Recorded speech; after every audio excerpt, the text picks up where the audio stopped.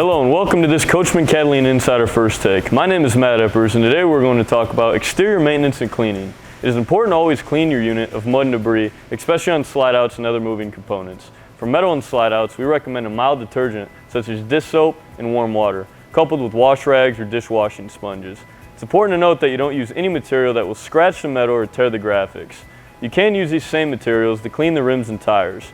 Tire cleaners and rim polishers will help make your unit with that extra pop. An important component that rarely gets cleaned is the roof. Maintaining a clean roof can significantly reduce the chance of material breakdown and tears.